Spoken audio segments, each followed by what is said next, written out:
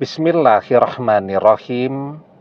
Assalamualaikum warahmatullahi wabarakatuh. Bapak-bapak, ibu-ibu, mas-mas, mbak-mbak, khususnya adik-adikku sekalian yang dirahmati Allah dimanapun Anda berada. Kembali di IIP Channel bersama saya IIP Wijayanto. Kali ini kita akan membahas tema keutamaan ruqyah dengan membacakan atau mengirimkan surat Al-Fatihah. Ya. Jadi kita sering mendengarkan istilah ruqyah. Kita melihat ada orang yang misalnya sakit diruqyah ya dengan dibacakan ayat-ayat dari Al-Quran. Ada pula misal rumah baru yang akan ditempati, maka diruqyah terlebih dahulu dengan dibacakan misal surat Al-Baqarah ya. Kalau untuk rumah itu memang lebih utama dibacakan surat Al-Baqarah karena hadis Rasulullah SAW mengajarkan kepada kita, la taj'alu buyutakum maqabira inna syaitan yanfiru minal baitil lazi taqra' fihi suratul Baqarah. Jangan menjadikan rumah kalian seperti halnya kuburan. Inna syaitan, sesungguhnya setan, yanfiru, lari, minal baitil lazi, dari sebuah rumah taqra' fihi suratul Baqarah ya, yang di dalamnya dibacakan surat Al-Baqarah. Itu ya. Nah, jadi kalau ada rumah yang baru diruqyah, dibacakan terlebih dahulu surat Al-Baqarah. Karena apa? Karena bisa jadi rumah yang terlalu lama tidak ditempati, kemudian ada jin-jin yang menempati, ada setan yang menempati, dan setan lari dari rumah yang di dalamnya dibacakan surat Al-Baqarah. Nah, jadi itu ruqyah. Nah, sekarang tentu ada begitu banyak hal ya yang memang harus kita usahakan ya.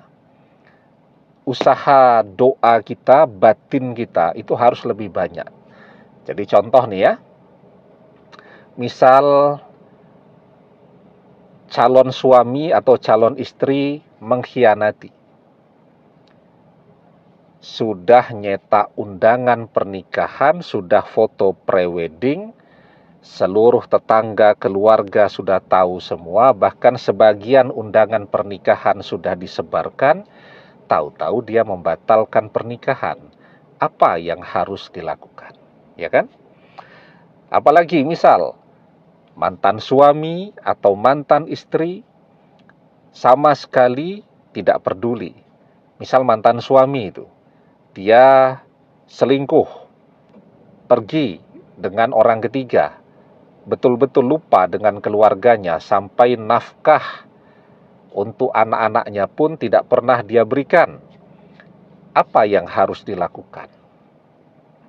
Kemudian ketika kita melihat misal mantan kita direbut oleh orang ketiga, ada perubahan yang begitu tiba-tiba pada diri yang bersangkutan. Pagi sepertinya masih oke-oke saja, tapi sore hari kemudian memaksa untuk berpisah. Wajar kan kalau kita berpikir mungkin ini kena pelet ya, atau kena guna-guna orang ketiga. Pertanyaannya, apa yang harus dilakukan? Nah, kemudian suami istri itu, misal punya seorang istri punya suami yang betul-betul hobi selingkuh, sudah dinasehati sampai nangis-nangis tetap aja ya, sudah dinasehati oleh orang tuanya, oleh kakak-kakaknya, oleh adik-adiknya, dan seterusnya, tapi tetap saja pertanyaannya apa yang harus dilakukan?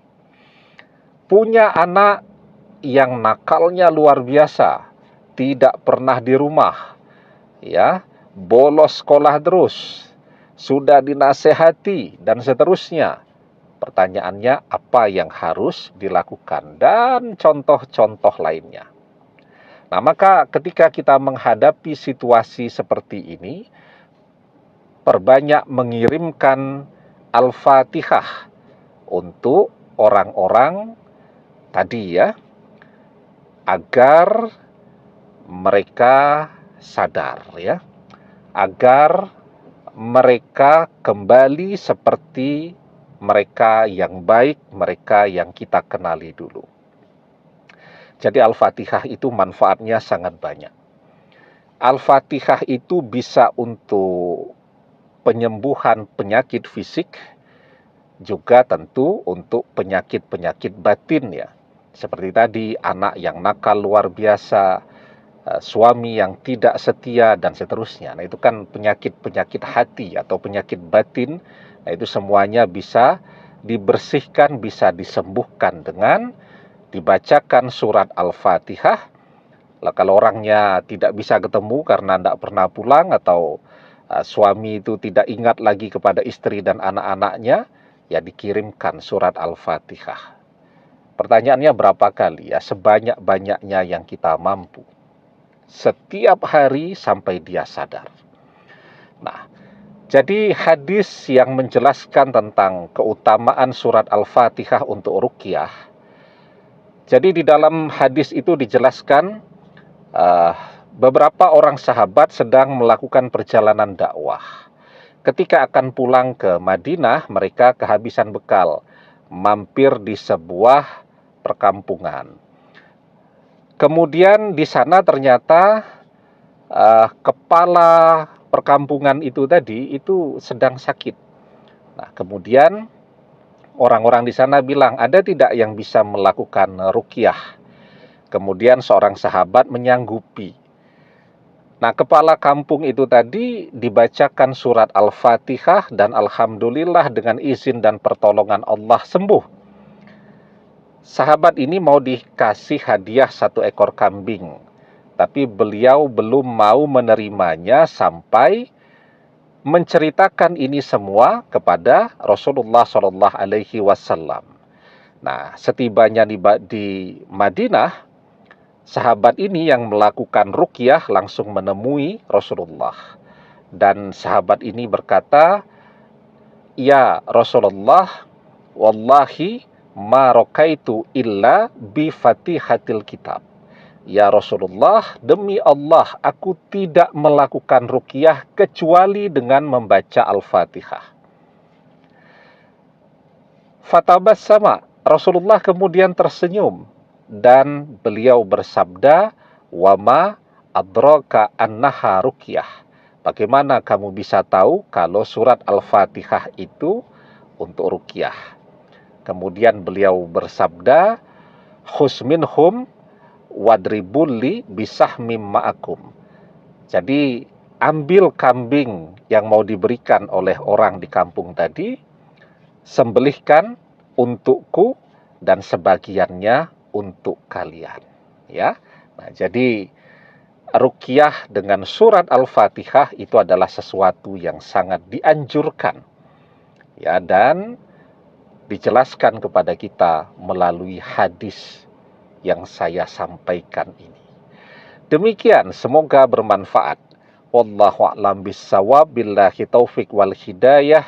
Assalamualaikum warahmatullahi wabarakatuh.